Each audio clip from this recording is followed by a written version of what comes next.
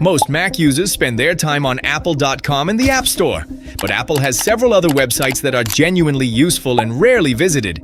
Here are 7 worth knowing. 1. Apple Support. Start with Apple Support. It's much more than a place to fix a broken Mac. You can find detailed guides for macOS, iCloud, security, backups, file management, Safari, and almost every built-in Mac feature. You can also find instructions for reinstalling macOS, moving everything to a new Mac, setting up Time Machine, and solving common problems. If you own a Mac, this is one of the first Apple websites worth bookmarking. 2. macOS User Guide. Instead of searching the internet every time you want to know how something works, you can search Apple's own guide.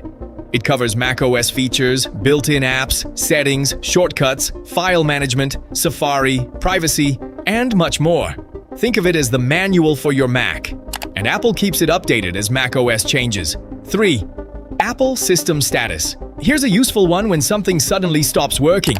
Apple System Status shows whether Apple's online services are currently working.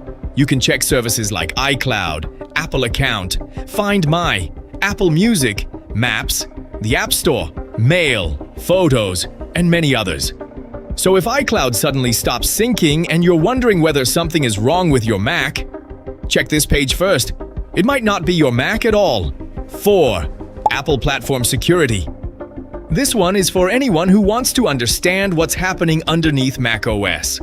Apple's platform security documentation explains how Apple protects its devices. It covers secure boot, encryption, data protection, software updates, hardware security, and security features built into Apple Silicon. You don't need to be a security expert to read it.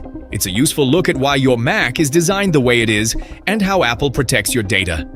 5. Apple Developer. You don't have to be a developer to find useful things here. Apple's developer website contains documentation, tutorials, programming resources, and tools for building software for Apple platforms.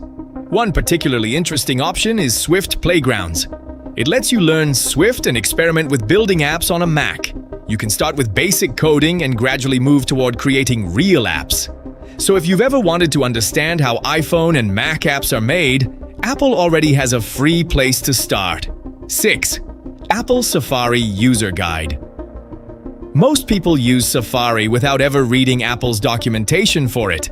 The Safari User Guide covers features like profiles, tabs, privacy settings, downloads, reading list, extensions, and turning websites into web apps.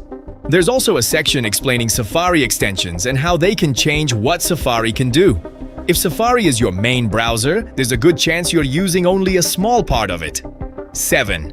Apple Security Research. And this one is much deeper. Apple Security Research is where Apple publishes technical security research and information about security work across its products. You can find research into vulnerabilities, security technologies, and the work Apple is doing to protect its platforms. It gets technical in places, but even browsing through the research gives you a better idea of how much security work happens behind something as simple as opening your Mac. And that's the interesting part about Apple's websites. Apple isn't just selling Macs and iPhones. There's an entire layer of documentation, security research, developer tools, and technical information sitting underneath the main Apple website.